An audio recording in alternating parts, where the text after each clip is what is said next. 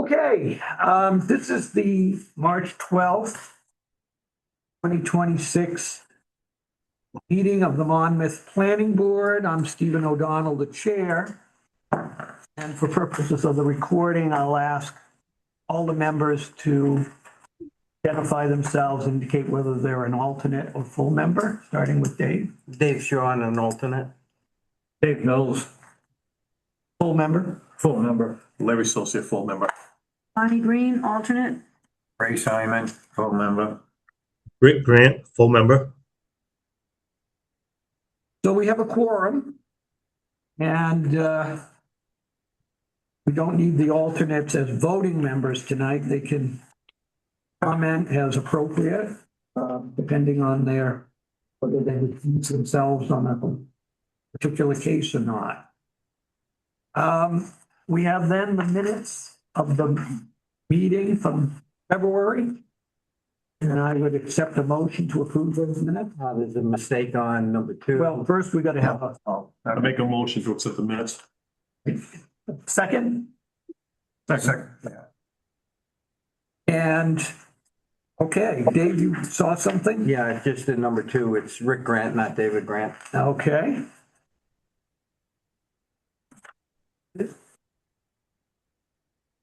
On the, yeah. Anything else that you saw? That is, everything else will come to me. Anybody else have any amendments to the minutes? I move that they be accepted as per with the exception of the change to the so noted. And Larry seconds. Any further discussion on the minutes? If not, all in favor of accepting the minutes? Unanimous. Okay. And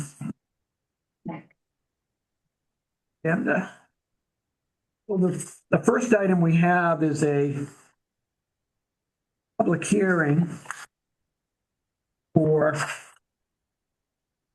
phase 2 of the application of Lakestar LLC for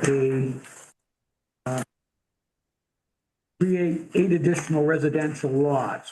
They were here previously and had 5 lots approved, then came back for phase 2. So I would have a motion to leave the regular meeting and go into the public hearing. Make a motion to leave the regular meeting and open up to a public hearing meeting. Second. All in favor? Okay. Aye. Mr. Chair, I'm going to accuse myself. Okay.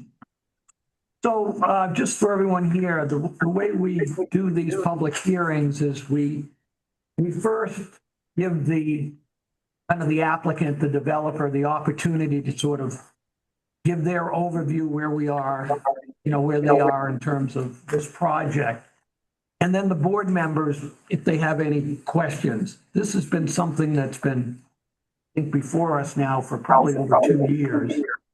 But the members of the public who are here who are interested also can speak. And, then we'll give the developer an opportunity, to give any additional feedback. So during the public hearing, the planning board doesn't make a decision. It's sort of get more information. We'll close the public hearing. We'll go back to sort of the regular meeting where, then we'll kind of discuss, again, the project from the planning board's perspective. So with that, I think we have Jeff Allen on Zoom. Good evening. Thank you for allowing me to appear by Zoom. I've got a nasty cold and I'd just as soon not give it to all you guys. Oops. Okay. Can you hear me okay? Yes, we can. Okay. If I could, I'd like to share my screen and I can share the plans and then give you a quick overview of the project as we've mentioned before. Do you have screen sharing capabilities right now? Or do I need to get you? No, host is disabled participating screen sharing. So it may be a link you have to change on your end. Okay.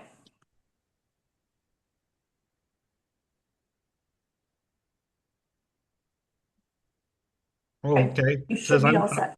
I'm the host now. Well, welcome to my party. Okay, let's see if we can get the plan up here. So, I think most of you remember this project. This is the subdivision on Anabesco Lake that's has, as I think they mentioned earlier, and as Isabel lined or mentioned nicely in the summary, we're down to 13 lots. We did have originally when we started this, we were in the 20s somewhere, and just with going through the environmental regulations and different reviews, we pared it down to 13 lots that we believe are viable. So I can kind of go through and point out where the lots are, and then discuss things a little bit further, what you're seeing on the screen here. Off to the left-hand side, or up in the upper left-hand corner, is where the old farmhouse is. I think most of you are Well, familiar the with plan that. isn't up. You got to get, we don't see anything. So it's not Not Okay. sharing. sharing yet. Hang on, I'm sorry.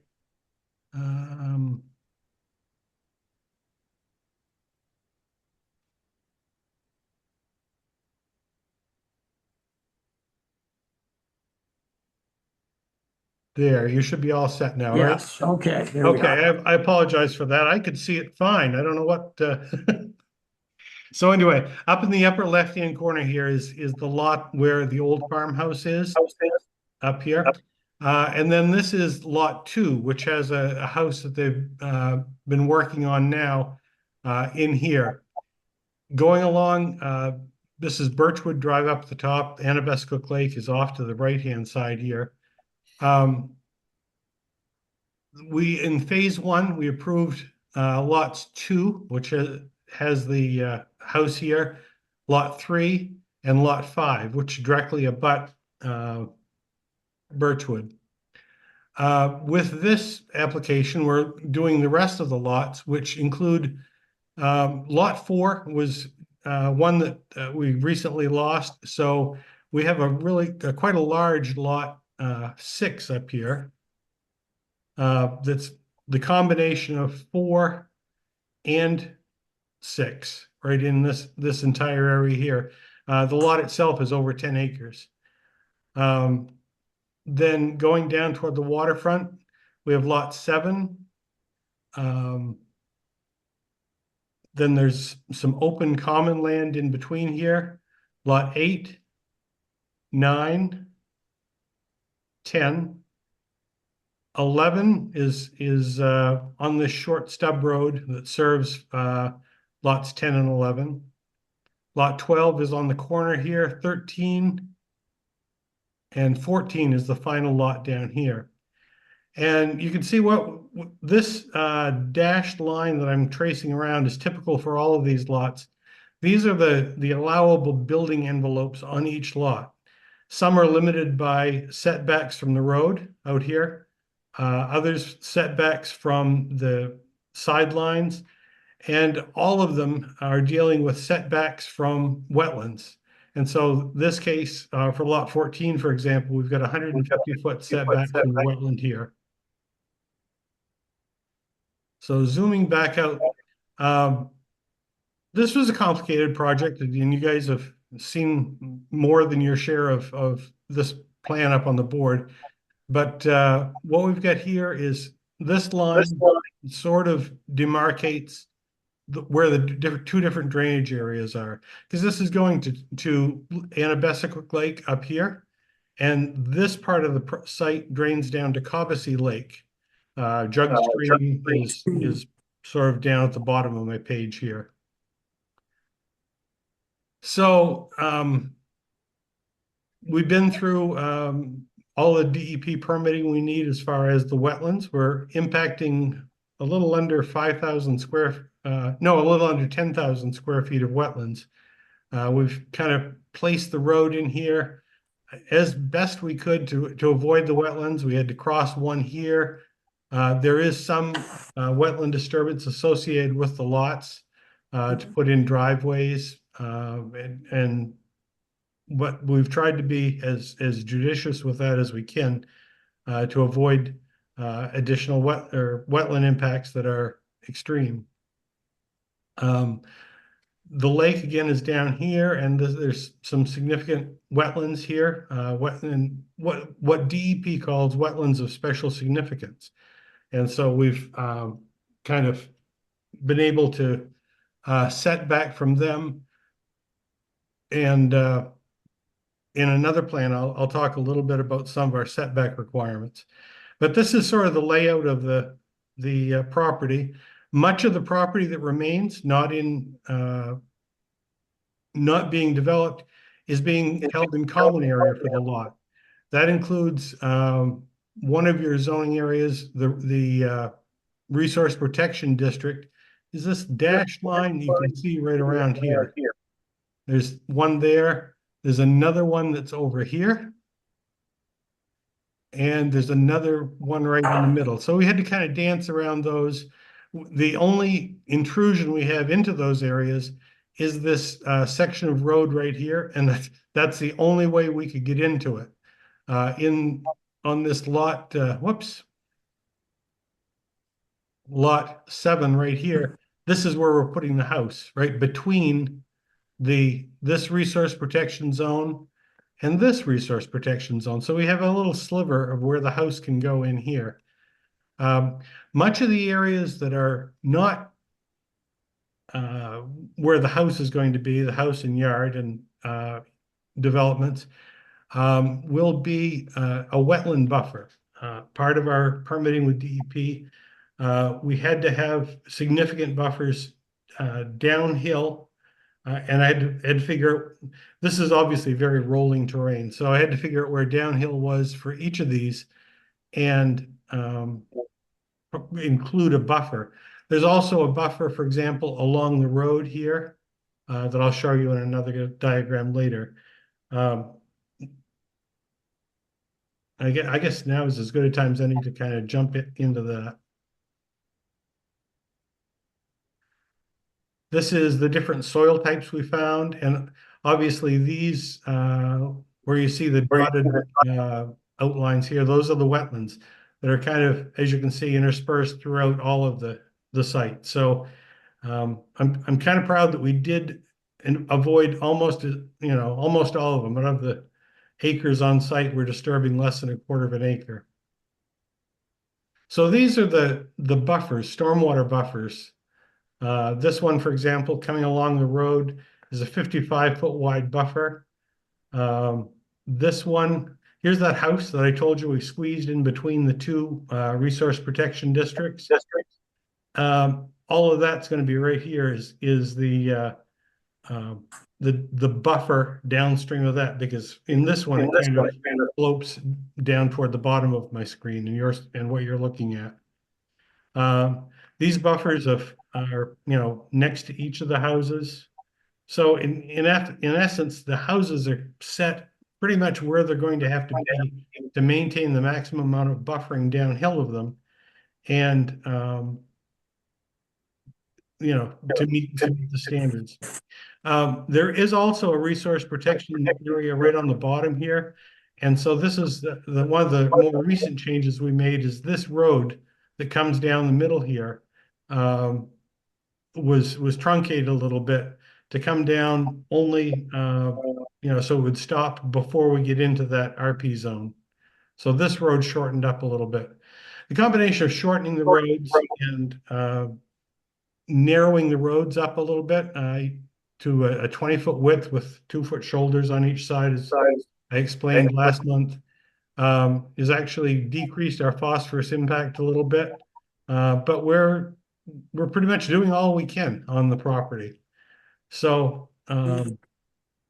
yeah, I guess with that, I believe Bill Monagle was planning on being there tonight. I don't know if he is or not, but he and I worked back and forth quite a bit. I know he has a lot of time in on this, and as do I, designing these buffers to meet the standard and to protect the lake. So the amount of phosphorus running off the site now does meet all the phosphorus standards for both Anabescook and Cobussy Lake. So we're, that after, we went back and forth on that a lot, and, he probably thought of me with some bad names, and I may have thought about him with some bad names, but we worked it out. So, I'm pretty happy with what we came up with. So I guess that's all I have. I'd be happy to answer any questions, of course, and give it. I just mentioned to the audience here that the Monmouth Planning Board, we're really lucky we have Cobussy Watershed District looking out for the lakes. We have, I think, 5 lakes in Monmouth. And so we've kind of set up things as we ask Cobussy Watershed to kind of review projects and make comments on the impact that they may have on the projects. And so, Bill, if you want to add anything to what Jeff. Yeah, well, like what Jeff was saying, we've been going back and forth a lot. A few weeks ago, I went up to their office in Waterville and we looked at the topographical survey that their sub-consultant prepared, and a little more exact than looking at the USGS topos, things like that. And so we had to fine tune some of the drainage and where the watershed divides were. And then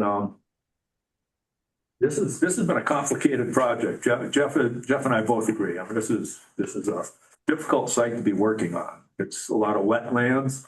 It's kind of undulating and kind of level. It's not like it all flows one way or the other. It moves all around. And you got the resource protection areas in there that cause another problem. And they started out with 27 lots. They're down to 13 new lots because they just couldn't meet the phosphorus standards for the 2 watersheds at 27. And I think I sent Jeff some information a couple weeks ago, 27th of February, and I've picked up a few new things. I've been doing this for over 30 years at Cobussy Watershed, reviewing this for Monmouth and Winthrop and the others, but this is a complicated project, and some of the stuff that I really needed to find was buried in law, not in the guidance manuals on how to do it, but in the law itself. And it clarified some things, and I sent Jeff some things last week or 2 weeks ago that actually benefit the project and actually make it even easier, not easy, but they meet their phosphorus standard by more than what I think they were even just recently proposing. So right now, I don't know if I'm going into too much detail. I know that in order to meet the phosphorus standard, they are with some of these roadside buffers, in order to receive or to be able to meet their standard for Anabescook Lake, they're treating some of Birchwood Lane, which is not on their property. So they're doing some off-site mitigation to compensate for it. But based on the things that I've looked closer and closer at their project, some of the buffers we were calling meadow buffers before, I've converted back to forested buffers, which are better. And so they actually meet their phosphorus standard, in my opinion, without even having to do any treatment of Birchwood Lane. And I was a little nervous about Birchwood Lane anyways, Jeff. I'm letting you know that. I think I mentioned to you, because they were receiving full credit for treating full width of Birchwood Lane, but it's a round road. It's a round road. And buffers are only on one side of the road. Drainage that goes to the other side of Birchwood Lane is running down Birchwood Lane. So it's only half the width from the crown, the top and the middle of the road one way is really what they would be treating. Now, I would have tried to verify had we had the site visit that was scheduled 2 nights ago for Tuesday. That's why I would like to have walked the road, try to come to some kind of agreement about, is the whole road being treated or only half? But without the site visit, I'm not convinced that the whole road is, but what I'm saying to you is that, and I sent Jeff again, I sent him this stuff on the 27th, I think he missed it because I sent it to him again today. I don't think they need to treat any of Birchwood Lane to meet their phosphorus standard. I think they're doing it all with the buffers on the individual house lots, and that I think is adequate. So, and the roadside buffers treating the interior roads without treating Birchwood, so. But no, this has been a difficult project. This started like over 2 years ago. Oh, yeah. 23. Yeah. And, Yeah. This is almost up to 4 years ago. All our projects are numbered by year, and this is a 2022 project for me. So this has gone on quite some time. A lot of it was DEP dragging their feet, but you know, it's been a project. And I know when you first came in, Jeff, I mean, I know we had people from the Anabesic Lake Association and other owners on Anabesic, and one of their concerns was, you know, how the development would impact the lake. And, you know, initially, there were a couple of more lots that were technically, I guess we'd consider on the lake, although there's wetlands around them. And a common area was, you know, it was hoped that they could have a common area that the property owners could all use, but under the environmental and shoreland zoning ordinance, really that kind of, the door was closed on them that, you know, because of this site and the resource protection areas, they really couldn't do any, I think, significant development right on the lake. So there's one lot, you know, but even that lot there's a forested wetland, I think, between it, or it's off the lake. And so it's going to be very difficult for that lot really even to, you know, have anything other than maybe a winding path down to the lake. Right. I don't know One if you thing agree with that assessment? Yeah, very much so. One thing that was requested at the last meeting was showing this the snowmobile trail going down through. This is an existing snowmobile trail that are used by the folks. So that is an existing, you know, it goes through the buffer here. And snowmobile trails are a little bit different than ATV trails in that during the summer when the phosphorus is an issue, they usually have some vegetation on the trail. There's not a lot of four-wheeler trail or not a lot of bare ruts, bare ground. So this is the existing and proposed trail going down to the lake over here. It's this double lane right here. And we had to account for the wetland impact from it, 236 square feet of wetland impact as it crosses at the narrowest point we could make it. So.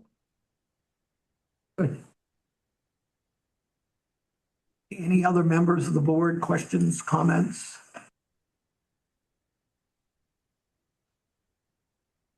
I've got a question under the conclusion of law information.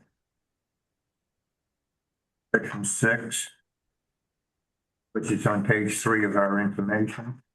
6.1, 6.3.1, point D, freshwater wetlands.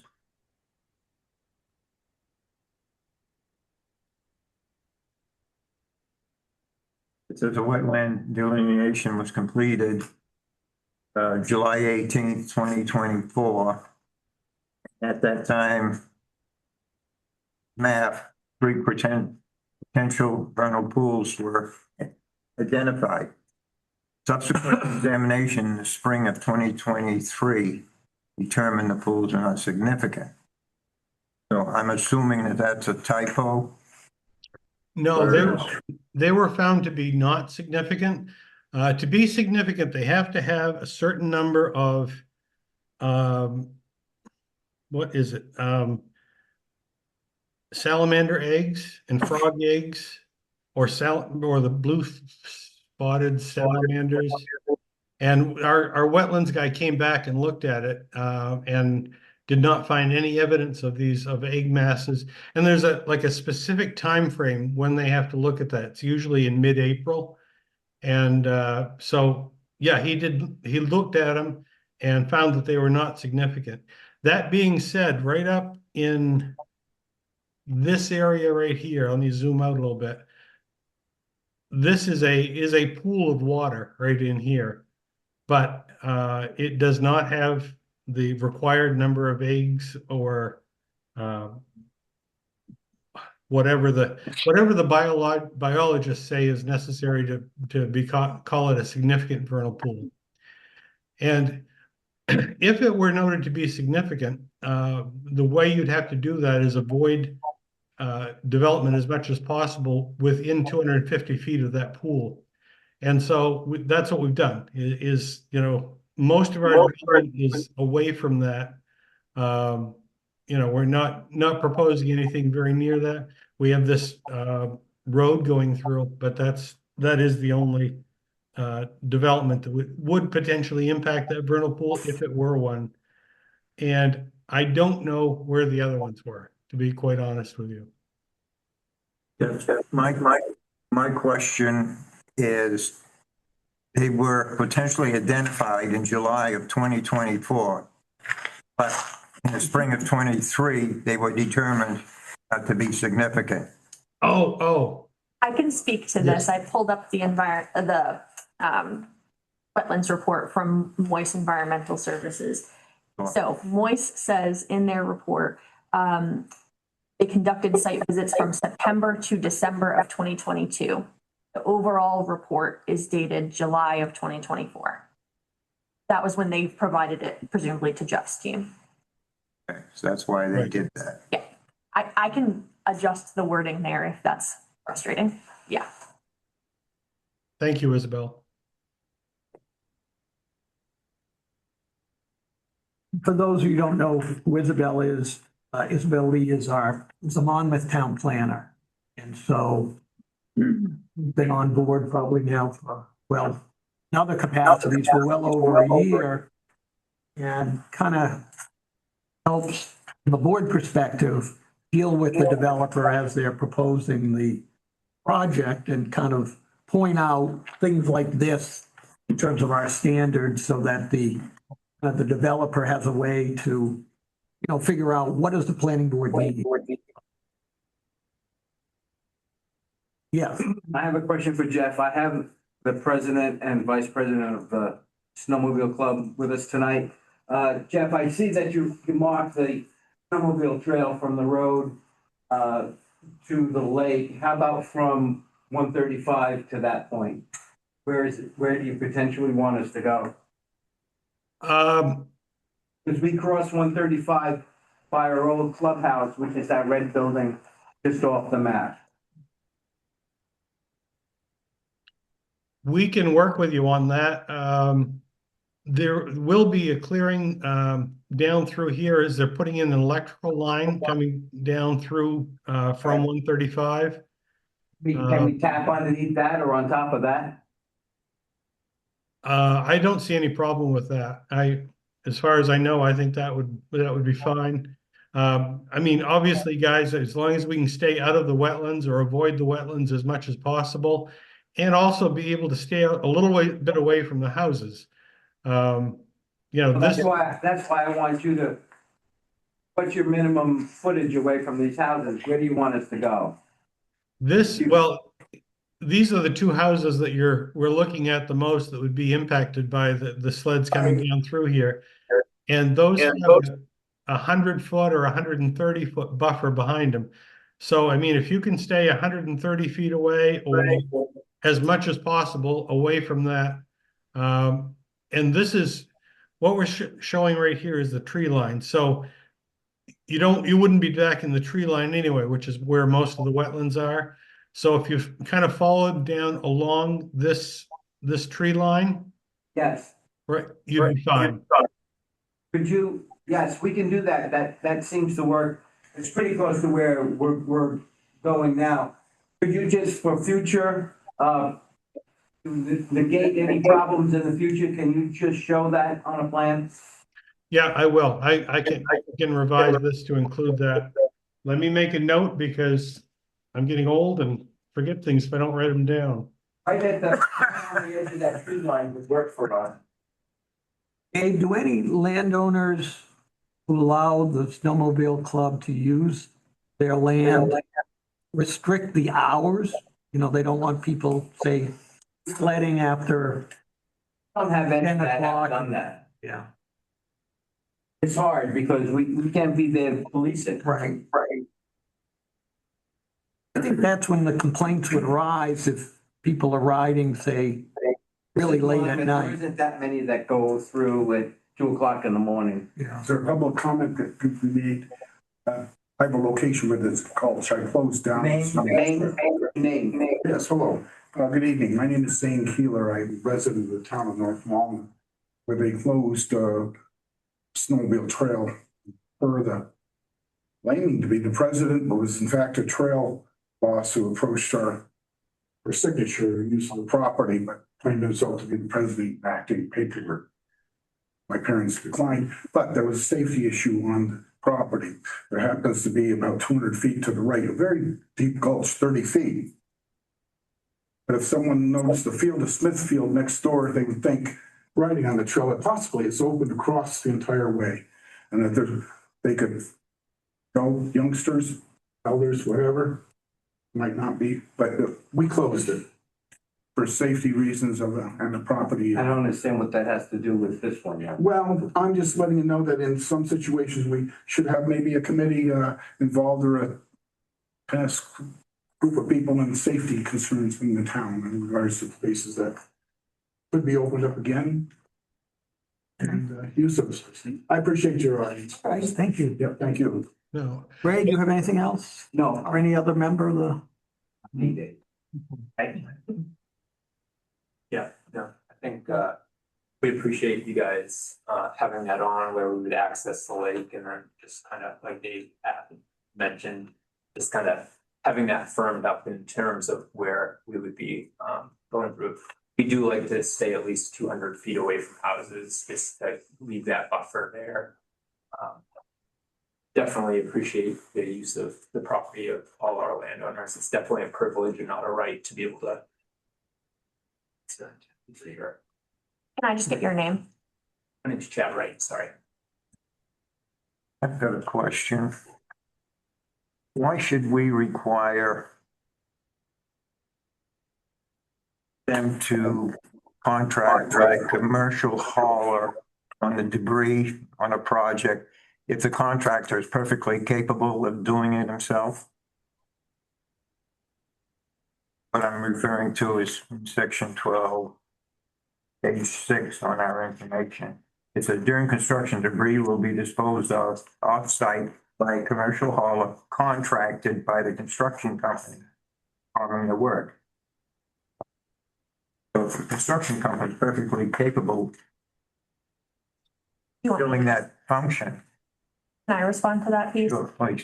This is something that the applicant has provided. We don't explicitly require that. This was their response to one of my questions around how debris would be disposed of during construction period. Yep, not an explicit request. and DEP also allows the burial of stumps and trees and stuff like that on a land area that's less than 1 acre. You can dig a hole and bury everything. This site might be suitable for that, but I did not include that simply because there's just darn many wetlands that I don't want to have, somebody go in and inadvertently disturb wetlands to get rid of tree debris. So I don't have a problem with a contractor hauling that. We just want to make sure that it's taken care of properly and not just, strewn in the woods somewhere. Yeah. And you're still working on the homeowners association paperwork? Yes, I have not seen anything recently on that, but that is in the works. I know Holly has been talking with some attorneys down in Portland. She is unfortunately unable to attend tonight. She's out of cell phone coverage or internet coverage right now with family, and so she just couldn't be here. Okay. Happy Bonnie? birthday to her. Yeah. I did already. Bonnie, Larry, Dave, any questions, comments? I'm sure that you've done this, but considering extreme weather, when you're doing this planning, and I like you to respond, Bill. So what happens when we have an extreme storm? Where is is the water being taken care of? I'm not asking the question appropriately, but I'm just concerned where we're so close to the wetlands. As I'm looking at the same map that you have up there. And there are areas that are so very close. And I'm just wondering, where is that runoff going? When it happens, where is it going? It eventually ends up down in Annabescook Lake or Cobussy Lake, one or the other. Most of the water, long story short, yes, these wetlands are not necessarily wetlands that look like wetlands. There's somebody wants to be admitted. I'm going to go ahead and admit them because where I'm the host now. The water sort of comes down. This is the main channel that goes through here along this channel. Okay. I've got a couple culverts that I put in here. This will continue down and go into the lake right in this area down here. So that's the low spot. These other wetlands, as you can see, the buffers are kind of all over the place. From this house, we're 2 or 3 feet higher than the wetlands here. This house is 2 or 3 feet higher than the wetlands here. So there would have to be quite this house is 280 feet from the nearest corner of the wetlands. So we've got the wetlands aren't going to flood the houses out. I guess that's I understand that as your question. Is that correct? Well, partially, yeah. I'm just thinking when we get those extreme storms, which we get, and they could be coming very soon, that water goes where it doesn't usually go. And where there's, again, you've got your wetlands and you've got your buffers and everything is very precise. And if something goes amiss, where is it all going to go? Are we going to have floods? Are these houses, what about their basements? Are they going to be flooding? And where is that flood water going to go? Is there any mechanism to divert if you have an issue like that? Is there any mechanism at all? No. Because if we were to divert water, we would have to have more site disturbance. And we're trying, this is, looking at this one house, I know this shoreline here is about a 4-foot rise above the lake. Flood elevation in the lake is 172.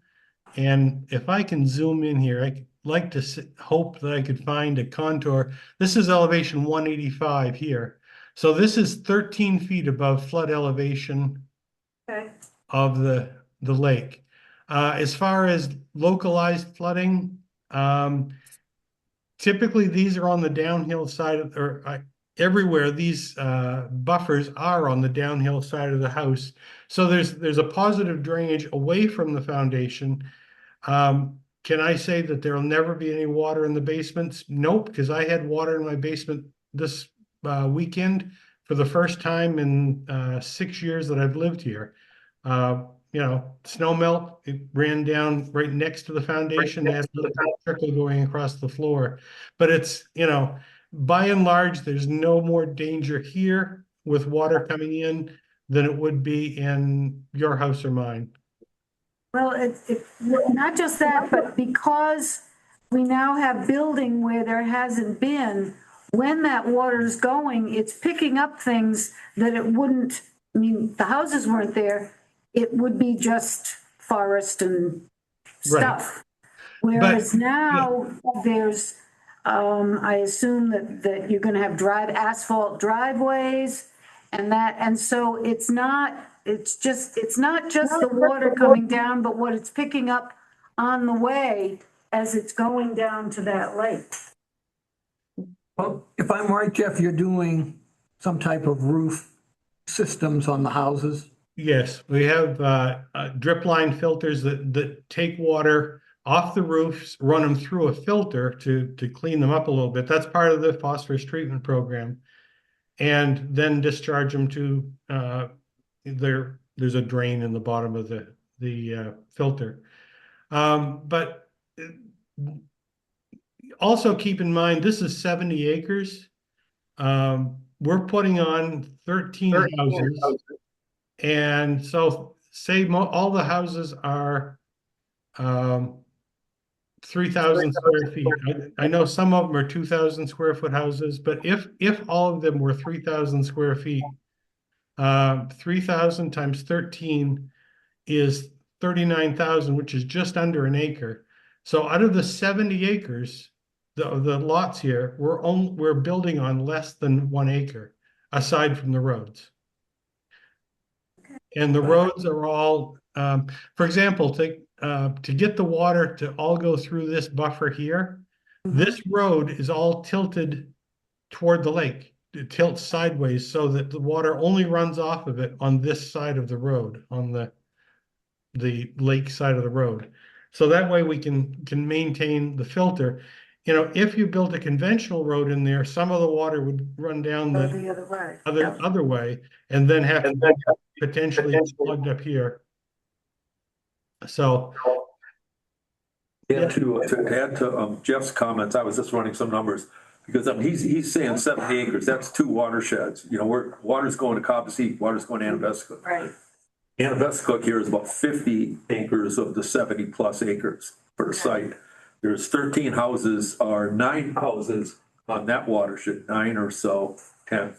And so it comes out to 6/10 of an acre of rooftop impervious from the roofs out of 50 acres. That's only about a 1% of increase, taking out of natural conditions, 1%, making that. And then he does have the roof drip line filters, which are supposed to be sized to collect at least the first inch of flush off the roof on a storm, and then infiltrate it into the ground. After a while, then it will overflow a little bit. Yeah. But then they're all of that development will be upstream of that buffers, where it will be going through these 130 foot buffers, presumably in sheet flow, not concentrated flow. Okay. So it has a chance to, I don't know how much infiltration you're getting if you're getting a 5-inch rain event anyway. So, Not much. it doesn't matter if there's houses there or not, the same amount of water is going to Anabescook, Okay. right? 'Cause it's- I was just curious about those mitigation, like the roof line, which you hadn't mentioned before, the mitigation to make sure that, again, as little disturbance as possible, so that when there is runoff, that it's not carrying the result of development with it into the lake. Does that make sense? it does, absolutely. Okay. And that is the prime purpose for these buffers along the roads. The way these are laid out, the roads are going to be paved. This main road here will be paved. The driveways do not have to be paved, but actually a paved driveway has cleaner runoff phosphorus wise than a gravel driveway. So it is to the lake's advantage if we pave the roads, which that's one of our treatment measures that we're doing is paving the roads. Dave, Sean, you have a? Yeah, I have just a comment for Bonnie. I've been working on this project almost as long as Jeff, but they have built 3 houses there already. Yeah. I have been there every week looking at house on lot 2, which is the one that's almost completed. I'm looking at the outflow pipe of the perimeter drain. I'm looking at the outflow pipe of the foundation drain. Not a drop has come out. I looked at the trench that they put the electric in all the way from 135 to that road. Once you get past the first 18 inches, it's pure sand. When they dug the 3 foundations, once you got through the first 2 feet of layer, pure sand. Full drainage, nothing has come out of the pipes. So I think with the permitted drains going, with the sheet flow, I don't think we're gonna have any issues. It was such a concern that I actually went there every week to take a picture. But you gotta point out that, there's a collage of soil types on this. There is. There's a lot of wetland soils. That lot 2, those are in hydrologic soil group A, which are the best drained soil, so you're But it's not. also the same on 5, which is right outside the Okay, but a forest lot, wetland. yeah, quite a few of them are on C/Ds or Ds, which are hydric. That's why I said the ones that I've seen Right. have been, And it's been dry, Dave. yeah, but still, the water that is coming off is not making it to the drain, so it's a good, it's good. No, I just want to say, I mean, I've done hundreds of subdivisions. Some are only 3 lotters. I mean, they're not all this big. Yeah. But I will say, on a per acre basis, when you have 70 acres, I see no reason why you can't safely and environmentally put 13 house lots on 70 acres. I mean, you know, you're averaging 4 acres per house lot here. It should be able to support it. The challenge they have here isn't so much just the acreage and the development area, but it's the soil types and the undulations and the wetlands that they have here. And so that's what's made this a real challenge, I think. So. Anyone else have questions, comments? I'm just curious, on lot 14, why on one side we've got 100-foot wetland setback and on the other side it's 150 feet? Right on 14 here. Yes, I'm not- Yeah, there's, we wanted to do a 150-foot setback from the wetland as a minimum. That was we'd originally had this, buffer down here and we had, 150-foot buffer. But the soil type here, I mean, this is one of the complications that Bill was just alluding to. The soil type here was not as good as the soil type up here. So we moved the buffer up here to get better phosphorus treatment. And treatment factors are a function of the soil types, the hydrologic soil groups. Yeah. Nice to have sand, if you can. Don't have clay. Sand is a beautiful thing, but there's very little of it here other than what David mentioned. If there's no other questions or comments, I would entertain a motion to close the public hearing. Make a motion to close the public hearing. All in favor? Okay. We're now back really to the regular sort of planning board meeting. So at this point, I think the recommendation of Isabel would be to proceed with review at this point. I don't think there's anything that's outstanding. Nope, nothing from my end.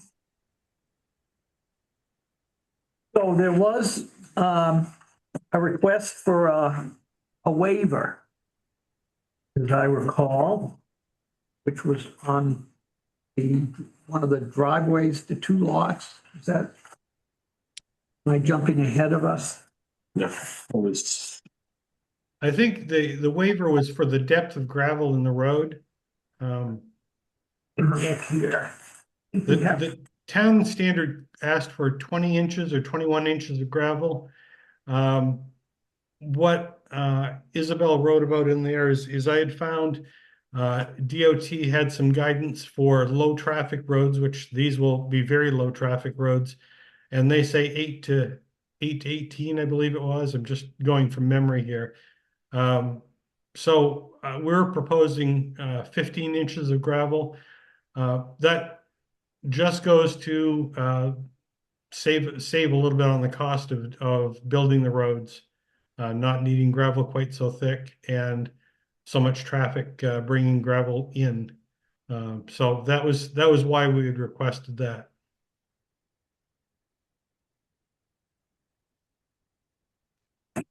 Um,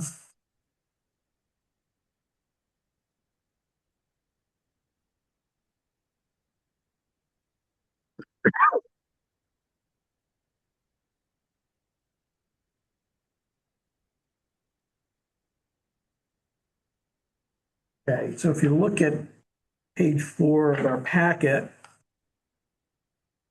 we have anyone willing to make, I make a motion to approve or request the approval of the waiver to section 2.4 of Monmouth Street and Road ordinance to allow for a 15-inch gravel-based course rather than the required 21-inch.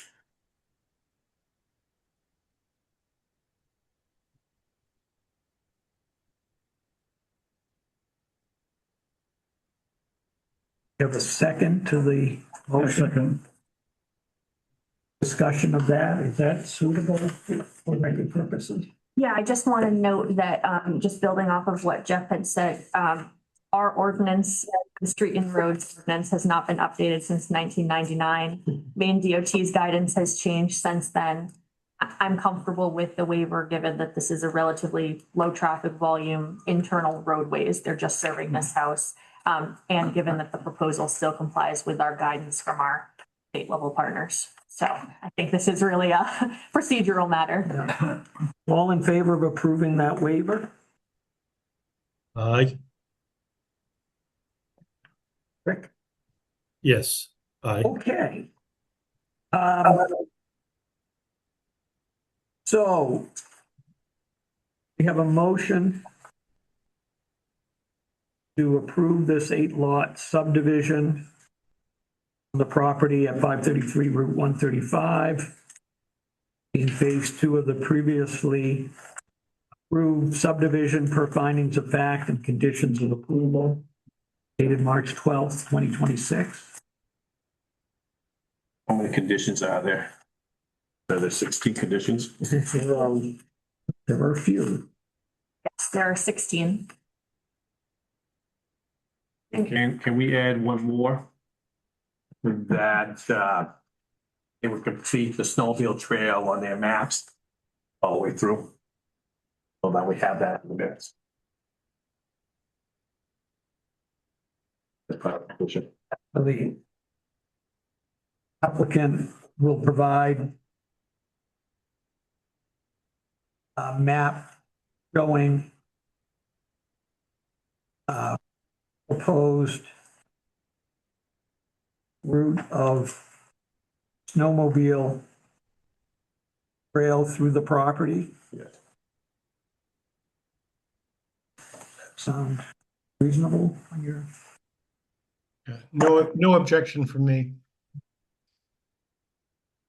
And of course, that's a voluntary decision. I mean, they can come back 10 years from now and say, no more snow. Okay. So with that, do we have a motion? That I'll make a motion to approve the subdivision application for Lake Star LLC for the 8-lot residential subdivision on the property at 533 Route 135, tax map 36, lot 83, being this a phase 2. For a second. With the facts and finding and condition of all 17 noted on pages. It's probably page 12 to 13. Yeah. 12 to 13.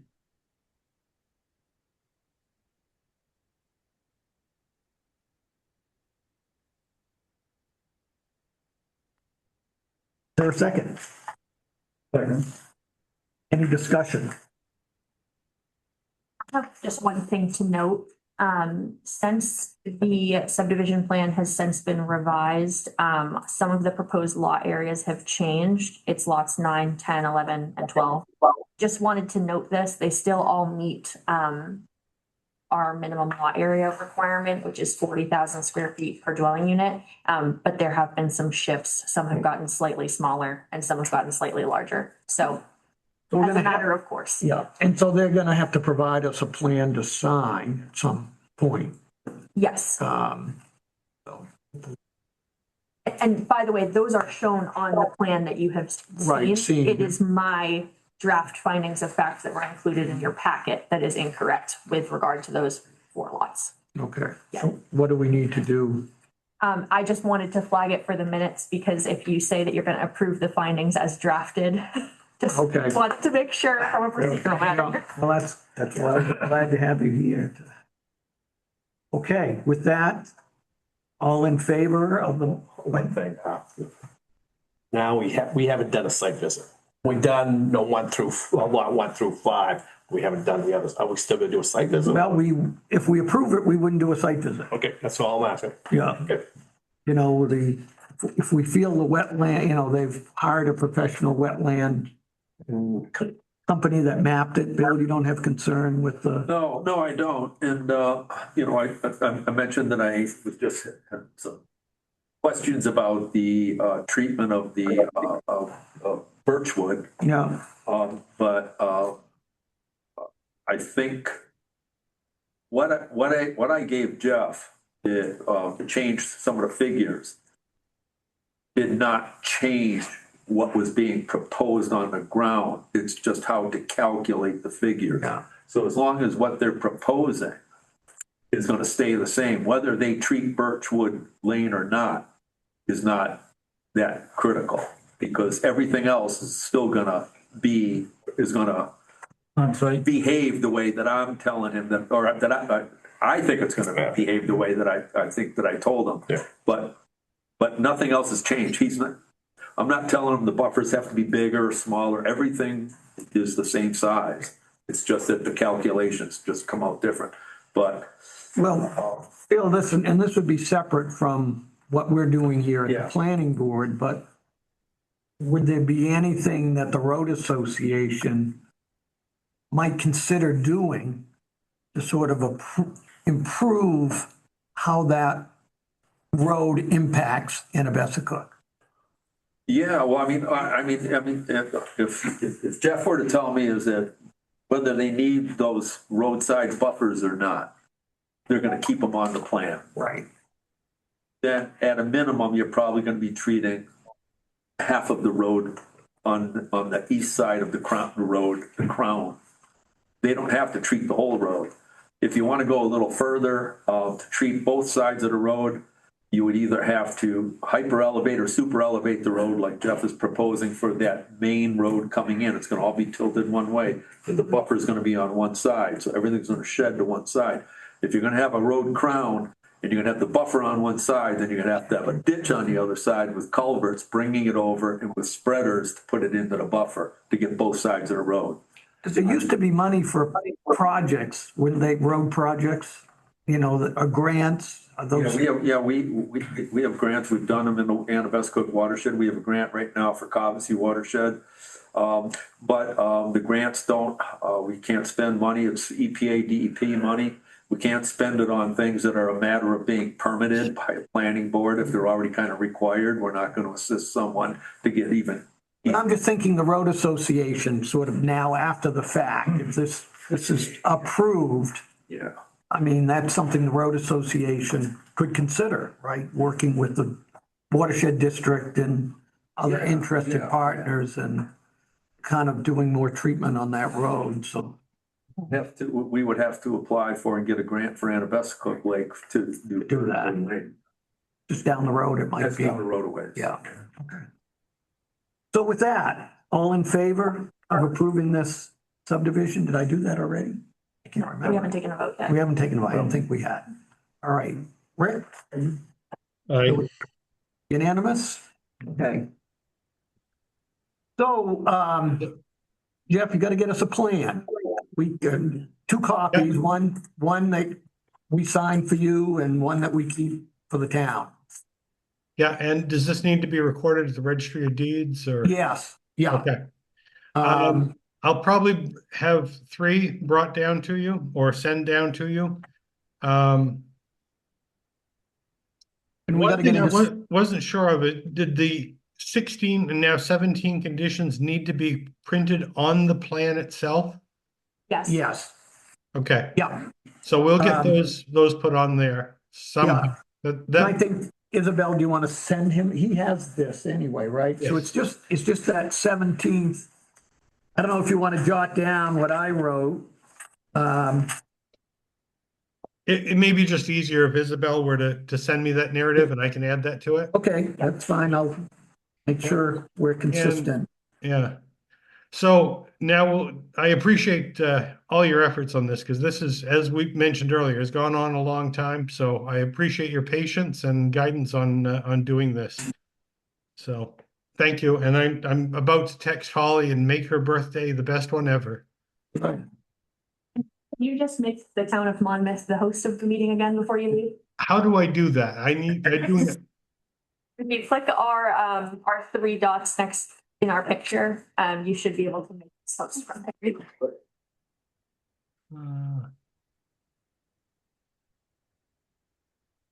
The three dots. Okay, I'm looking at a different view here. Let me do gallery view.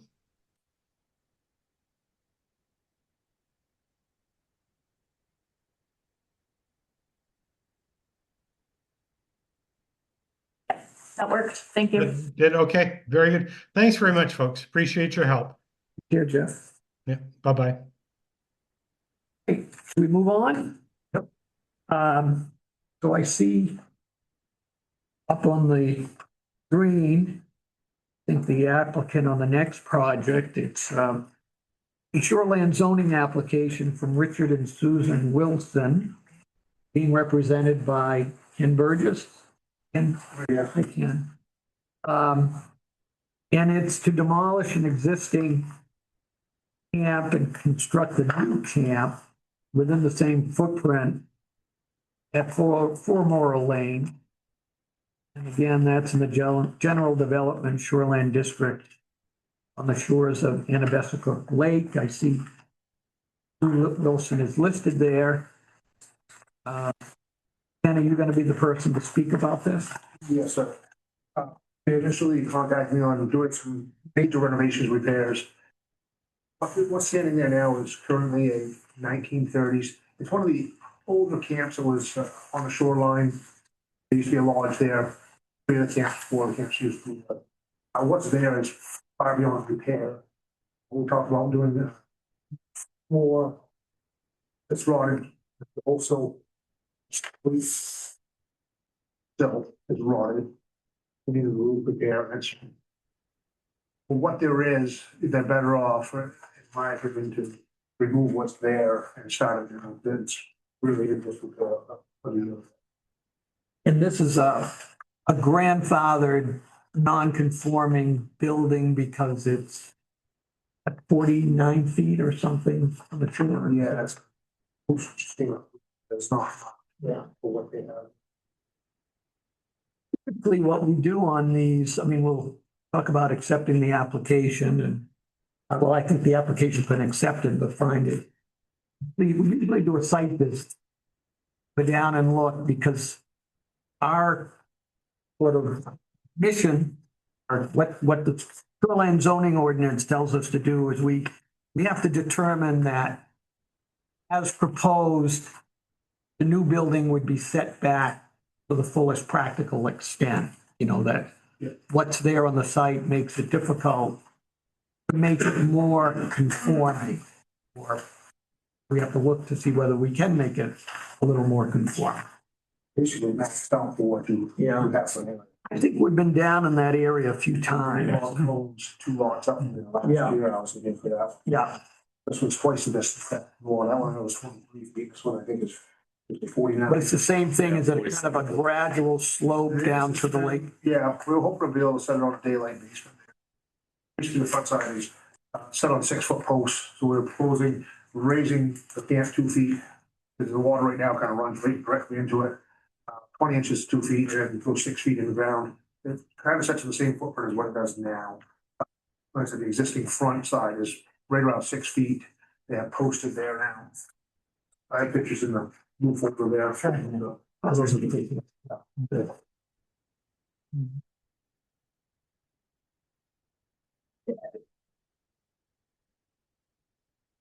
So Isabel, from your review, is the application complete? But there's the only thing that was missing, so We have yes, I would those. review, do it complete. We've determined that we will generally defer to your recommendation of finding on completeness. You collected a fee for the permit, or has that been determined? We were going to discuss the payment at this meeting, so. I guess that would also be You it. see these, Ray? Just. Want to discuss that now, or? What do you? Steve, I have a couple of questions Yep. on the sketches that were Okay, provided. sure. One of the sketches shows that there's an addition on the side. That's still correct? In addition, it's more like, yeah, like a bump I think. On one side, it does have a is that a 2x8 sketch? I can't see it from here. Yep. From your sketch, it's 2x8. I'm just gonna put this on the screen for the benefit of the.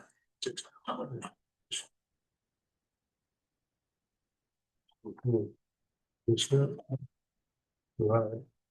On the screen.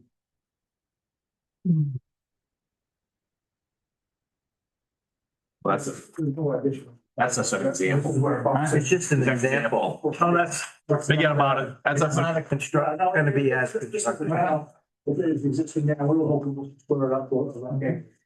Instead of the 2x4 on this side and it's 2x8 on the other side. Well, it's just add-ons on add-ons, and we just want to split up the building, make it easier to reframe. Instead of the one If this is an example also, then it's not really a 2x4 wall, because that's against code now. No, I don't even know what's on that. This is just hodgepodge, You're gonna dismantle the whole thing, yeah, I was just proposing, make it go away. it's pretty well rotted, it's there.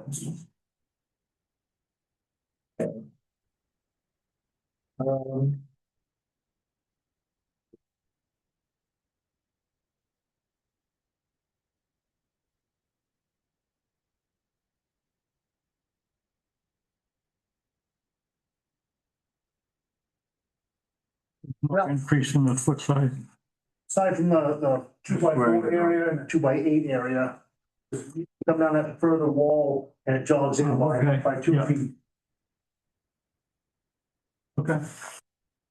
And it's just additions on additions and whatever, the time period, so, it's.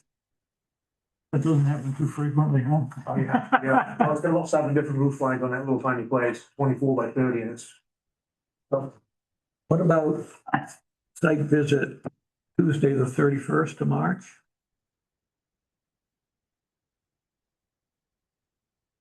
$5 or? 5:30? I mean, 30 would be better. okay, 5:30? So 3:31? Yes, At 5:30? yeah.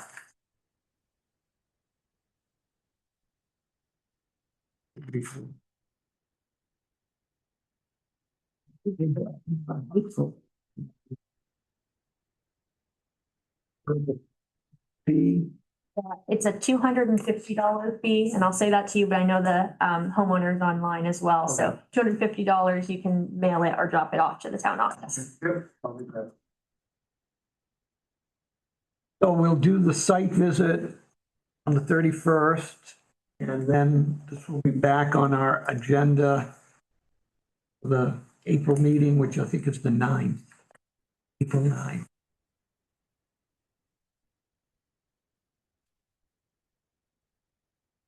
I'm good. Anything else we need to do? Okay. Coming in. And then the final, sort of from an application standpoint, another new business. We have a non-residential development application. There are site review ordinance, Pop Drive LLC, which has purchased the old Rise and Shine building, bed and breakfast, is proposing some expansion and changes.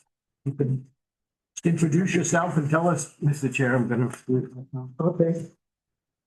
Hey, Shaw, for the record, are you acting as an inspector? Yeah. On this?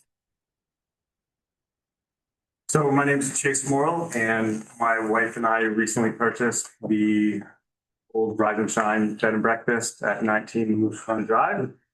And we are looking to keep it going as a bed and breakfast, but develop the attached existing horse barns into event space. We've had Say that again? into event space. Oh, okay. And so we're currently in the process of doing the renovations to the main building of the bed and breakfast. We've had architectural plans drawn up and we've had them approved by the State Fire Marshal's office for what it will take to convert the barn. Part of the plan would be currently right now, it's a one-way driveway in and, parking would be required. And so what we propose would be to make it a one-way drive in with a second exit out onto 135 and provide enough parking spaces for a 250 to 300 person event space. Based on square footage, the State Fire Marshal's office designed it for a 600 person event, which is well beyond anything that space can physically fit. It's just they had to go off the square footage. So that's why, we're building everything to that code. But we kind of envision it being like a 300 person event space for weddings, different type of events. Currently, when we bought it, it was a 9-bedroom bed and breakfast. We're adding an additional 5 cabins to make it 12 bedrooms, which will have, dedicated parking spaces, tying into the existing septic system. And I think what else goes along with it? All the basic infrastructure to support the space, the restrooms, everything, sprinkler system. The existing bed and breakfast has a sprinkler system that meets code. Barn would have a new updated one, for the fire marshal's office. Isabel, this might be a good time for you to kind of summarize from the town level what's been going on with this. Yeah, so I and the code enforcement officer have been working with the applicants for a number of months now. They have thus far received 2 permits. One in October 2025 for the interior renovations to that existing B&B space. And then one in December of 2025 to move an existing garage or carriage house building on site. And that's shown on the submitted site plans. It's sort of moved up into the corner.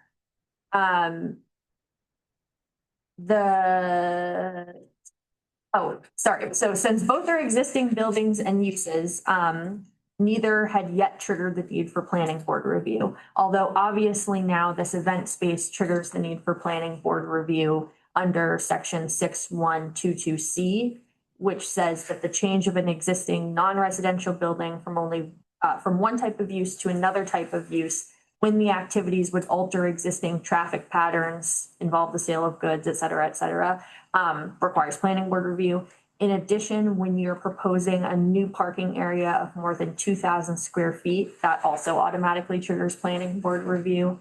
The one thing that wasn't mentioned that I just want to, might have mentioned this actually, but I want to flag again because it also triggers planning board review, is that there are also 5 new cabins being proposed as well. And so that would be an expansion of the existing B&B or in use. So also triggers the need for planning board review. So all 3 of those things are why this is here before you, but they have gotten approval to do that interior fit out because that's been an existing building.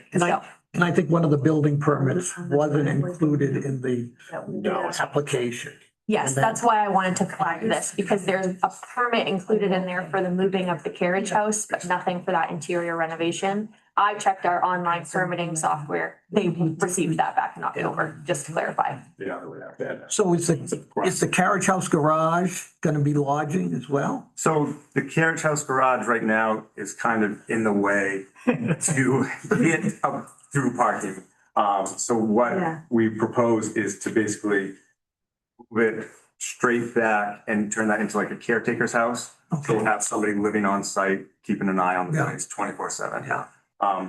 The driveway, as proposed, it does cross some wetlands. It's under 5,000 square feet. We worked with Steve Roberts to kind of come up with a design that has collection ponds and trying to mitigate the phosphorus runoff as much as possible.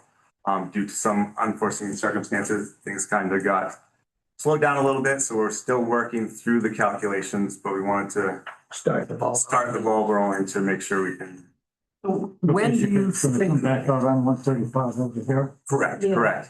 There's a white picket fence that runs along the property, and there's an old gate, which I think they originally probably had as a second entrance right there. see, I think originally the drive-in, Moose Run, I think Woolworths retained that, some kind of right to an easement that ended when I think they he sold the still, property behind you. they still have access to the property behind Behind. us. Yep. Okay. And I'm not sure if the property to the left of us, he has his own separate entrance now anyways. Okay. And it's, you know, it's tight parking. I don't know how she was able to operate with the space that she currently Well, had people back used to then. park along the side and down on the road. Depending what went on. In the grass. So this would be maybe a good improvement. I don't know if it was part, but the estate. So when do you the estate is think- Around it. Okay, When do you, because you haven't got everything you need yet, or where are we on that? I want to flag for you that this is before you to give an introduction, Yeah. but we are still waiting on a couple of items, To- as was To mentioned. have a complete application. Right, exactly. Yeah. So, Because the issue, I mean, what I'm just thinking, because you can make that completion, completeness determination. And the question would be whether we would schedule a site visit in anticipation that that would come in. And if it didn't, we'd have to maybe push it off. yeah, that would be my request to you all, is to schedule it and keep the ball rolling on this. Given this sort of procedural change of me doing the completeness review, I think that makes the most sense. And we anticipate having those items before the April meeting. I had a conversation with their new engineer the other day, so, yeah. Because we could. What did we say? Oh, okay, so the site visit for the shoreland. Just want to make sure. The 31st. I think I messed up on that, did I? In the right year? My calendar. Calendar's messed up here, okay. All right. Bear with me, okay. So, question is, would we want to do a site visit on the 31st after that shoreland one? They're fairly, it's not too far, right? Well, take us 15, 20 minutes maybe. Or whether we do it on the next Tuesday, 2nd. Is there a preference? What's your, so usually at a site visit, to have you or someone Yeah. familiar would be helpful, I think. I'm available. Whenever Yep. you're not Whenever it's getting off anywhere. All right. What do people think? Should we try to do two the same day? Why not? Okay. It'll be light out. It will be light. So maybe, 6:15 or something Sure. on Tuesday and if you don't have, So I should say that there's nothing at least from the conversation with the engineer, there's nothing that will change from the plan. What we're waiting on is like calculations so that Bill can do his review. Phosphorus.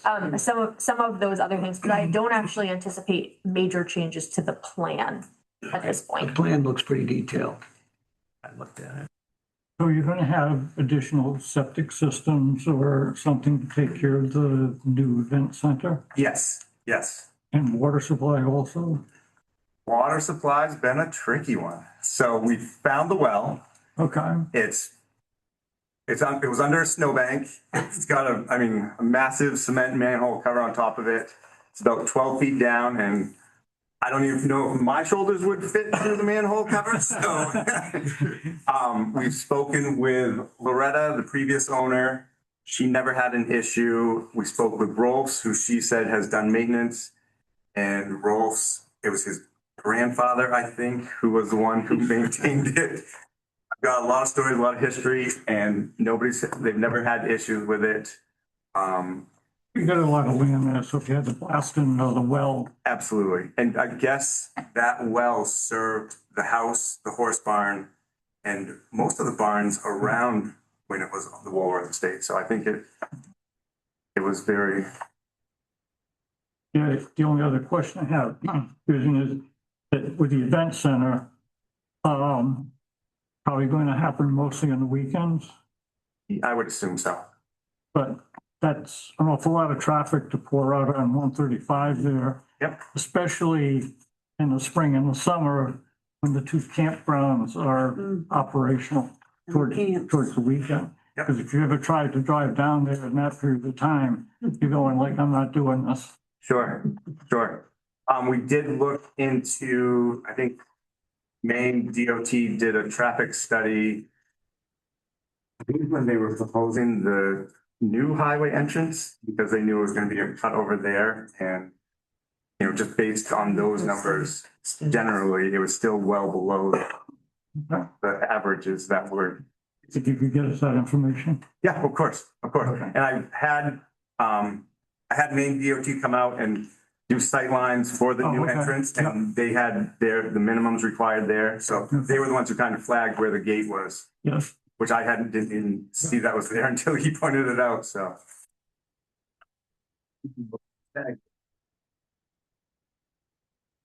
True. Like I said, 300 is a high number, Because one of the things in here said 300 to 999 somewhere. that was what the state fire marshal office approved it for. But there's no way. Oh, I'm going, get a helicopter in it. There's no way. Okay. But yeah, so based off of everything, it worked out to about 125 parking spaces total for all of the guests at the bed and breakfast, I think, for a 300-person event, and then employees. So, it's got the two lots up above Yep. with a separate septic system for the barn event space. And then, the collection ponds and a lower parking lot kind of overflow for the larger events. Did you have to put a new kitchen in the barn? So what we've done is to bring it up to code. Got one? There was a kitchen in the existing building. Right. We moved that to the other end and made that a commercial kitchen with a exhaust and Venting. fire suppression system and Yeah. everything. That'll it's not ideal, but it will serve both spaces. Yeah. Well, the building interior used to be beautiful, really. Yes, It's quite a building. It is. The bones are good. It's just very outdated. Everything, they were very worried about fire. So all the interior walls are concrete plaster. So anytime you touch it with any type of grade, they're dulled instantly. And the electricians were drilling holes for lights, and I think they were able to get 2 holes per drill bit. And I've got a stack of them just because, we needed new lighting everywhere. It's That's predominant in some of the older towns and Yeah, cities where they yeah. had horsehair plaster. right. It's a lot. but it is pretty. It is. It's a beautiful spot, and we're, my wife, she's the one kind of the force behind it. So I'm just the builder on this project. A lot of us have one of those at home. And painter. A lot of us have one of those at home. I don't pick out the colors, but I can put them on the walls. Yeah, so again, it's, you know, we know it's gonna cross some wetlands and it's under 5,000 square feet. I think one of the concerns that we're working with Sightlines Engineering out of Brunswick. One of the concerns that the engineer brought up is that it's gonna need permits from the Army Corps of Engineer. And they may have issues as far as endangered species area. So what he was saying is that you're allowed to do cutting and clearing up until April 15th. And so are we all right to kind of clear the trees now so that we don't hit that deadline? If we hit that, I worry that if Now, we hit where are that those deadline, trees gonna be? the parking lots. The parking lot Yes, trees. and it's basically straight back, you know, in the plan, we have the buffer. And it's not, I can't remember, I don't think we marked out how many exactly it is. But what the engineer was saying that from April 15th to November 1st, you're not allowed to disturb any trees in Is that that the time. lots up here, or Correct. does that include the one down here? They're down there, there's Down really there's nothing field. there. Okay. You know, I thought it was just fields down. it's overgrown fields at Yeah. this point. It really would be those upper ones that aren't technically in the wetlands. It's just, he was saying as, you know, for the big projects, Yeah. they have to look at it all. Where the houses and- Where the house is moving to. Yeah. Yeah, I'm not really familiar with the whole application process. It kind of just, Well, you got a permit for move the building. I mean, I guess That it's, includes all the trees around it. It's on them. April 15th is start. well, you're not in a, Can't move. It's been I mean, so one of the things we sometimes tell people doing a development is when you sort of change the landscape, it may affect what you can do, you know, if you have phosphorus or other issues, but I'm not sure whether that's gonna be implicated here. I don't think so. I mean, yeah. I think, Typically when people say, oh, I'm gonna do some clearing now. Yeah. And then later on, they learned that if they had left those trees, that could have served as a buffer to collect stormwater. But I know I've been in communication once with Sightlines. And I know SJR has started some of the engineering here. And they're gonna be, I think, almost strictly using the wet ponds, I think, for stormwater runoff. They're not gonna be using buffers and things like that, so. so how long is it gonna take you to cut down those trees? I mean, have you got an estimate? Is it gonna take you a day and a half? 2 weeks. It would take you 2 weeks. So the question would be, if we looked at the site on the 31st, you basically have 2 weeks to April. You know, if we went up there the day of the site visit, everyone then could look and we say, Bill hopefully would be there too. Go for it. well, to be honest, Would that be enough time? it's pretty overgrown right now with bittersweet and No. just getting through. You can always take that bittersweet out. None of us have any problem with that. Yeah, there's some small stuff in the way and you're taking the bittersweet out, they can sell it over anyway. I've never seen anything like that. Yeah, there's a lot around. Yeah. Yeah. My wife once planted some, she thought it was nuts. I'll tell you. It spreads like crazy underground, you got the little Yeah. seeds, it will run, you know, so you have to be careful how you dispose of it. It's actually killed a lot of the forest. Yeah, Yes. you know, you go by some places and you'll see it wrapped around telephone poles and, That Yeah. lower section you spoke about is all yeah, just swallowed by it. yeah, because once those seeds get in the ground, it's unbelievable, or the roots, I think So the seeds have a couple of years of viability, yeah. and the roots typically can take up to 5 years. Yeah, and they had Vicious stuff. barn complexes all over that property, you know, we're kind of finding more foundations. You know, the further in we Like the get. horse finding that across the street. Yeah, or one that wasn't big enough, they pretty much dug a hole and buried it and Yeah. started fresh.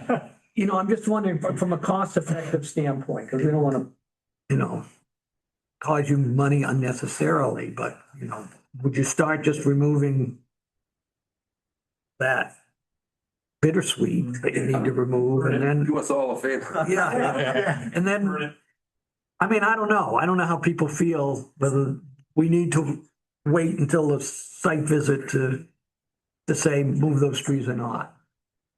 Just something, Francis Folsom, just something to add is we're just trying to enjoy the little bit of frost we will have. Right now, Yeah. because you can work on the So you ground. a don't get little in bit. there and use. Exactly, Don't yeah. get the skidder stuck. Yeah, March 31st is kind of, yeah, you're getting, yeah, and April 10th is, yeah. That's it. so, yeah, we'd just like to ride. I guess I don't really have a major problem with it. I don't have a problem with it. I would say stake and mark the buffer area as like no further clearing Yep. from here, but I don't have a problem with it either.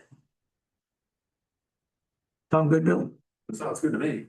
Okay, so we are doing it on the 31st. So door safe was a guess. We're gonna do the site visit on 31st, but Okay. they can remove those trees as far as, we're not gonna tell them, don't do it. But hopefully it won't create any kind of unforeseen. But it doesn't sound like, you know, it's behind the buildings. It's behind the building It's far, it's it's up at the top. up at the top. Yeah, it's, and where we want to move, yeah, there's two parking lots up top. One is where eventually the carriage house is going back anyways. Yeah. So we're gonna have, and then the lower one is where the proposed is to put the septic field under the lower with concrete chambers, so. Actually, the earlier you do it, the better off you are, rather than the site you get trashed completely if the frost started coming out of the ground. So you're better off doing it now than later. you know, and they're not the trees aren't in a resource protection area or anything that No. would create an issue from that perspective, so. Appreciate it. Good. And yeah, I'll keep working with the engineers to try and gather all the information together. I've got our electrician is working on a lighting plan for the parking lots. It's just, you know, kind of learning as I go, getting it all together as best I can. This project is gonna also require a DEP permit, right, for stormwater? Yes, Right. yes, I just hope that it's not delayed like a lot of the other ones. Yeah. yes. These people that were here earlier tonight, they were waiting for, it was over, it must have been a year, over a year. It's close They over were a year. waiting a long time. In fact, as I mentioned to you, Steve, I just got the sense is that DEP just wanted to just get that one out the door as fast as they could at the end. DEP is hiring third-party reviewers to do the reviews because they don't have the staff to do it. They're hiring another consulting firms, engineering, to do independent reviews for them. We have been having conversations in the Maine Association of Planners around a lot of towns can get delegated review authority if they have like a city engineer, what have you, and they're just pursuing that. Right. Things going. Like Androscoggin County and Cumberland County Soil and Water Conservation District are designated reviewers because they have engineering staff. We could do it, I could do the phosphorus, but I'm not gonna verify someone's HydroCAD output. But I could do the phosphorus review for the town of Monmouth, and I can do that. And we're also the stormwater, it's like, if you're planning on paying a compensation fee, which I suspect you may, the compensation fee will come from Copsey Watershed District, because we're the stormwater administrator for DEP for over lakes here, but, I'll do what I can, expedite things here, so. Great, thank you. And the DEP permitting can proceed in tandem with this application, I wasn't sure about. Yeah, we've looked at it a couple of different ways. Sometimes you get a project and you say, gee, we'd really like to see what DEP thinks before we weigh in. And other times, feel that based on what we see, if impose other conditions on you, well, you gotta follow through. So, Yeah, I mean, a lot of times what I see, Steve, a lot of times is that, I've seen local approval, well, it will still be contingent upon successful, Army Corps permit or, Yes. And then that still has the town on Yeah. file. yeah. Yeah, it's good to get it going if you can. Okay. Good to get that, going and we have to decide at some point whether we're gonna have a public hearing, sort of like we had tonight, where we have to advertise and, I mean, we do have to notify your abutters and, usually, I mean, that's the issue on the site plan, really, is, I mean, I guess we could, I guess we could send just the normal numbers out and hope everything is Yeah, wrapped up. we're not waiting for anything that would materially Affect, impact yeah. the plan, the site plan that has been submitted. Yeah. Okay. So, yeah, sometime after 6 o'clock on 31st.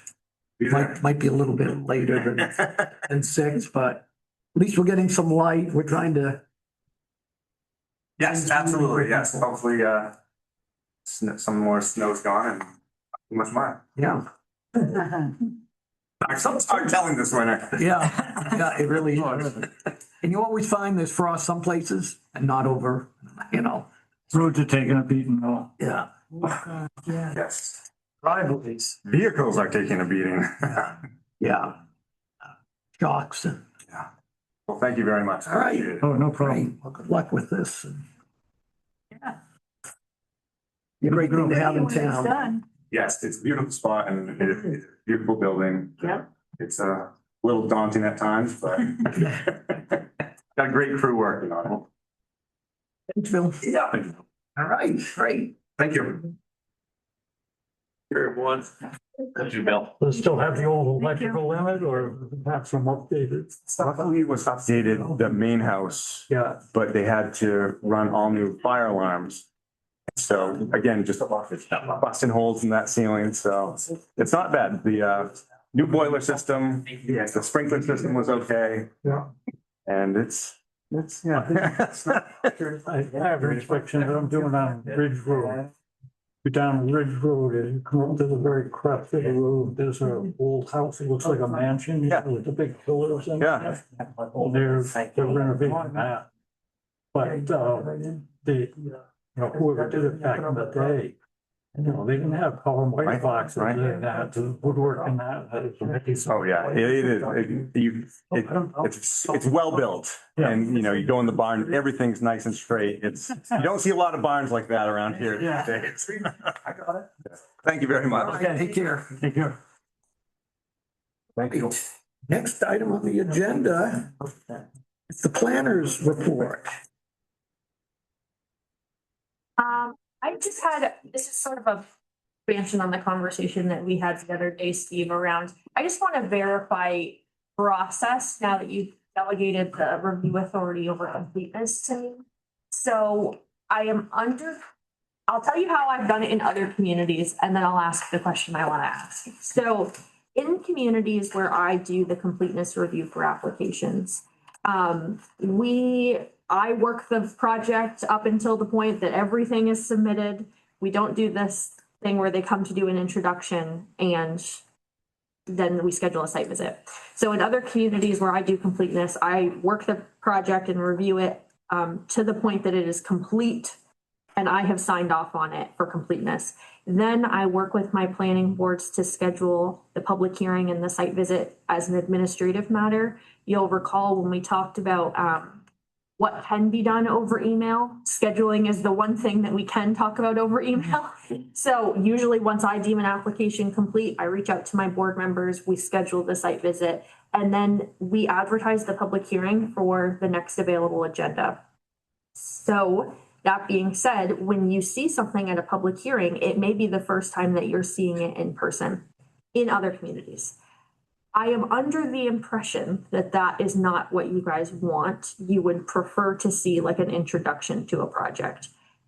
But wanted to sort of talk through what this could look like and verify that.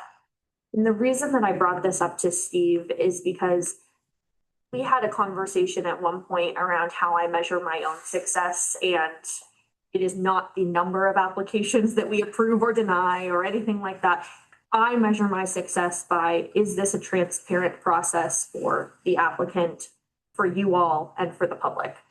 And what I am concerned about with some recent projects is I haven't had a good understanding of, for lack of a better term, how many meetings it will end up taking for you all to review this. And of course, if there's actually substantial items missing, it certainly makes sense to table an application. If the public brings up something that we can't answer in a meeting, it certainly makes sense to table an application. But what I have been sort of concerned about is I don't have a good response when someone asks me, you know, how long will this take?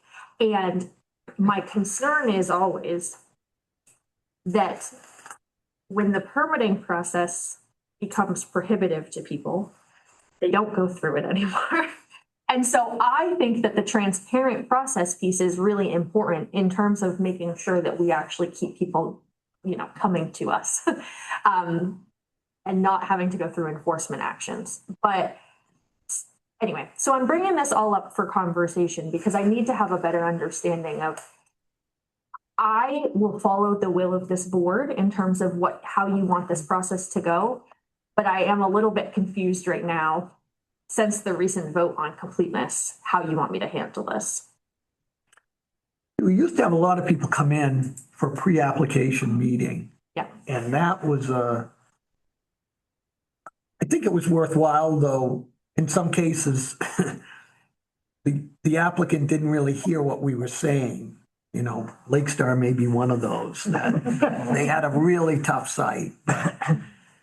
But if you're sort of, you know, as long as we have someone like you, then it kind of maybe takes away the need for that because you're dealing with them, you know what the rules and regs are. And, but I mean, in some ways it's nice to know, but again, yeah, you don't like to drag someone in here and make it burdensome if they have engineers and other experts that they're paying to be here.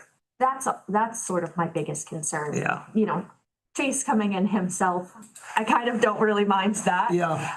My concern is when they start paying, you know, their engineers, their attorneys, their other folks to be present, that gets really expensive really quick. And if it's something, and frankly, the other piece of this with regard to the transparency for the public piece, I don't like to do an introduction of application and cause panic, maybe for lack of a better term, when the application is still very much in flux and subject to change as a result just of mine and the other staff review. As you know, we ask, you know, the fire department and police department and other folks to weigh in.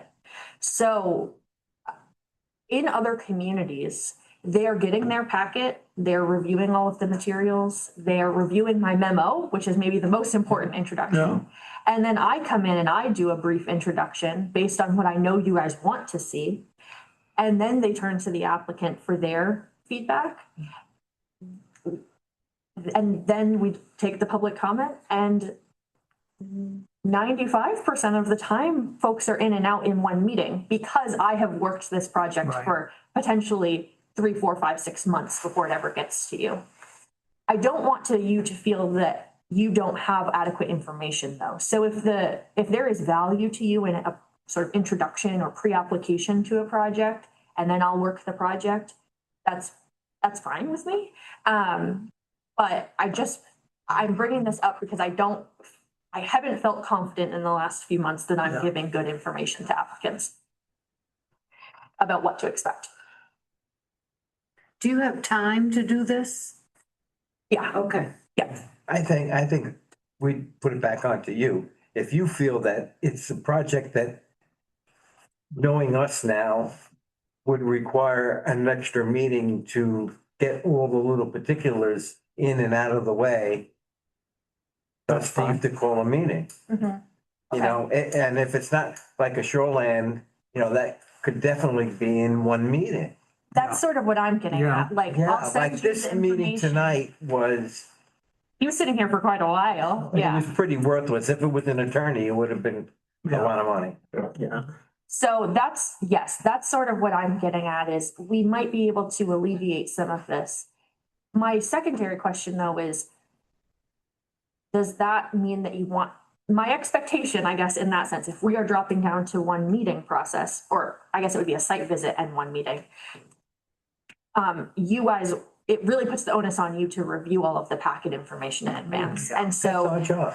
do you need your packets with more lead time? We're running at about a week right now ahead of time. Do you need 10 days, 2 weeks, something like that? Because that feels more defensible to me when you have never More seen than the a, project. more than a couple of days Yeah. to pick it up on a Monday and. It's You know- Thursday when they're closed, and when you call and say the packet's ready on Thursday, I can't get there. So then it's Friday, Saturday, Sunday, and I have to get there after 10 o'clock on Monday to pick it up. Good point. So, yeah, Maybe that's what we have to. So even if you had an applicant and we thought that the package was going to be ready, but it was going to be very close to where the meeting date is, it might behoove us to push it to the next meeting, just so it gave us some. It's a big one. It's, Yeah. you know, most people are also cognizant of where these places are or go like, oh, I think I know that building or whatever. But the thing is if you have an applicant and everything's complete, you're gonna call us for a site visit. right. So by that time, You'll have seen the plan. you say, well, we got your packet ready, we go pick it up, we'll have it for the site visit. Now you have it ready for the meeting. Yes. Yeah, that works, Good point. Yeah, that's a good point. because that's a week before typically. Yeah. Right. We can always, and we can see how this works if Try we it. start and Try having, it. yeah. If the applicant says they can't get it to you, but you tell them you can get it in 2 weeks prior to the meeting, it might only be in one meeting. If it's later, then you're gonna be here for 2 months. That's the other benefit to this. I've struggled to some extent of setting a hard deadline of when all items need to be in. This will also allow me to set a very hard deadline of, listen, we're trying to get you through in one meeting, but if I don't have all your stuff, I can't get you there. Now you put it on to them to get it to you. Yeah. So that also lets me set that very hard deadline of at least 2 weeks before I need all of your items. In a previous life at a different location, we had that stipulation where the completed package had to be in 2 weeks prior to the meeting. Yeah. If you came in that Friday and the meeting was going to be on Wednesday, sorry. So well. See, on this one, we had this issue, Isabel and I had a conversation, she said, their engineer, the guy that was working with them, he had some family issues or health issues and a lot of the stuff was there. So we said, yeah, well, let's get him in here and. Yeah. Well, there's always exceptions, but I think when somebody was coming in asking questions and that, you say that the packet has to be submitted and reviewed 2 weeks before the meeting.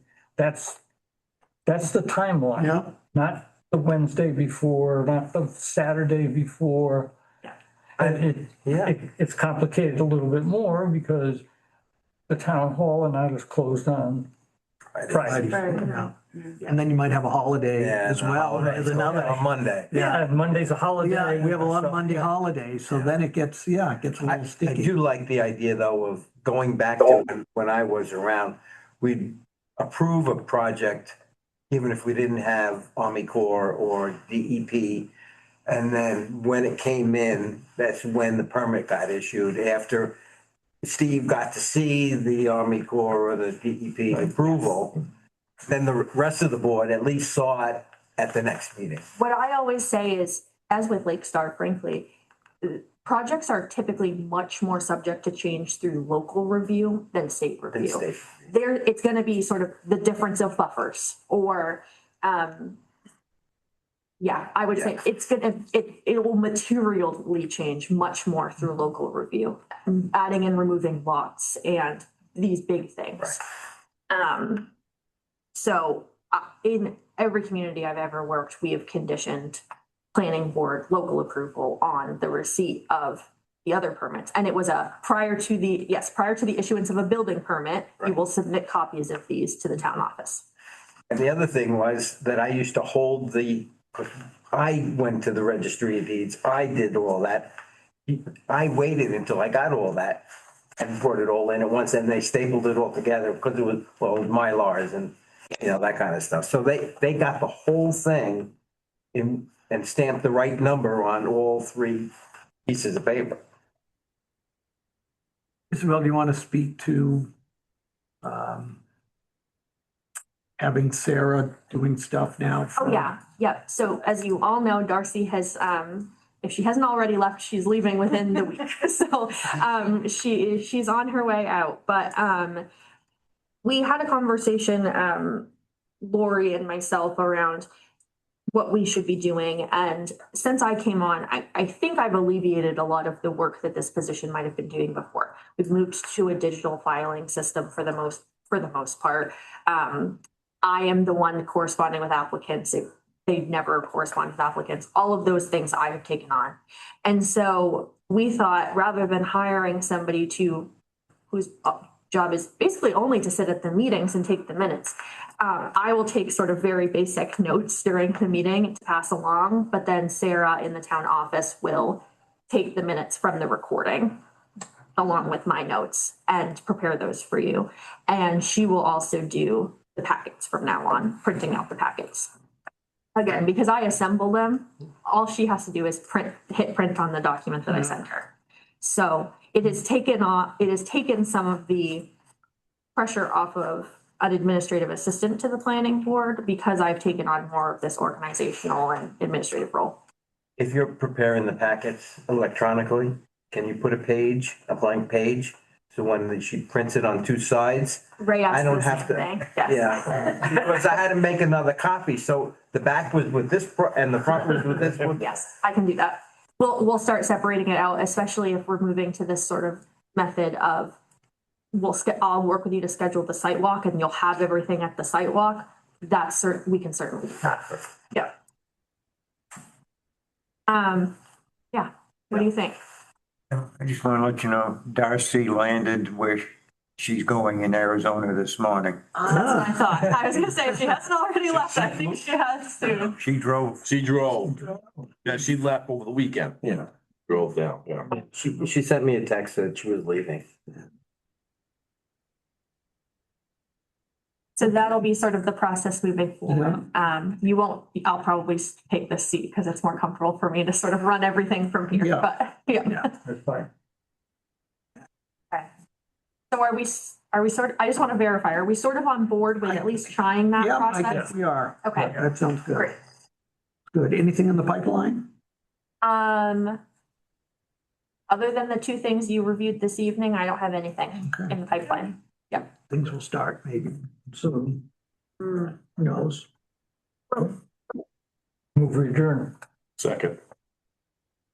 Sorry, I should have said before we adjourned, the one thing I have in the pipeline, so we talked about this the last meeting, but we submitted a grant application to the Housing Opportunity Program to work on these housing amendments that have passed, both LD 2003 and LD 1829 that passed this past legislative session.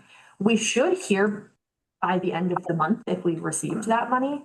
And it would be my anticipation that I would sort of resume my work on housing stuff. Yeah. Once we hear that, just so I can build the state rather than you all. And the ordinance changes Yes, and make that part of the ordinance change. yes, exactly. Yep. I did want to verify before we left. Last meeting, you had reviewed and workshopped the Conservation Commission's recommendations on the clustered subdivision, and we had tentatively scheduled a public hearing for the 26th. Of March? Yes, What night's that? that would be a Thursday. I'm asking this because I need to get the items in the paper, but we hadn't had any conversation about this since then, so. You're gonna public hearing right there. My calendar. Yeah, the process is, The 26th. I probably 7 o'clock. can't be here for the 26th. But Ray can run the meeting or. Would you prefer to just have this? I will say, it works fine for me if we push it into the first week, into our April meeting. Well, that's what I think. I think we look at the agenda and, I was gonna say, if we work on some ordinance changes, we might have to have an extra meeting, 1 month to kind of, it depends on the flow of work coming in. The one thing I'm trying to do is meet the warrant for the June town meeting on this. Jeez. So I'm kind of running up against that, but I think the 9th will still get us there, so. It's 45, you gotta go back, when is that, 45 days? I used to be good at counting those. Yeah, skills. It is 45 days from the 9th of June back, or 8th of June back. I mean, Is it a killer? You actually have to go to November?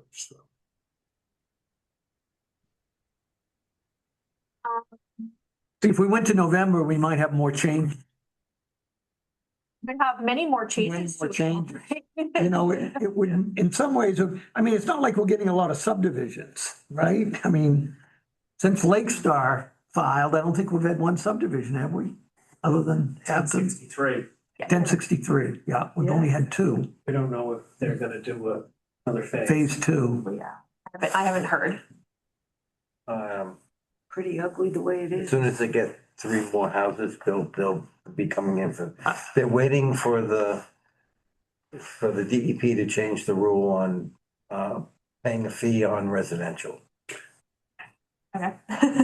Right now, they can only pay a fee if it's commercial. Right. So they want to get away from the townhouse duplexes and go single family.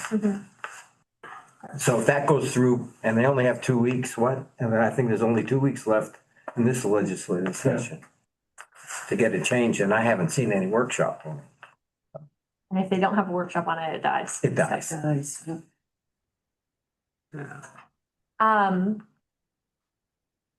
Yeah, why don't we see how the agenda, well, that's the problem, I guess, is that the notice, public notice and everything, geez. Right, so if we moved forward with the 26th, I would have to You'd have to. send this to the KJ tomorrow first thing in the morning. Yeah. Let's do it in April. It's just April. push it through in April. So if you did it on the 9th, you'd have 21 days, rest of April, you'd have 31 in May, so we should be all right, 62 days, right? Wait a minute, 31 and 19, that's 50, and then you have a few days in June, so. I As think. long as you do it before the 23rd of April. Yeah. Okay, Okay, so that's what we'll do. We'll do the 9th. yeah. Okay, and I will send a Send us follow-up. an email. Yep, send a follow-up to the Conservation Commission and stuff. Okay, As soon as you can, get it on the calendar, town calendar. yes, I will do that first thing in the morning. Yep. Yeah, to get the room. So the other thing in our little exchange, I just thought the building permit application needs the additional question. It asks if the property has been part of a subdivision, but I think we also should ask if it's a site review, if there has been a prior site review. Yes, because technically any amendments to a previous site plan review are supposed to come back. See, my concern initially was, even moving that cottage or carriage house. I think, Dave, I thought you a lot of times would call up and say, Yes. can I do this? I should do a little mini site Right. review.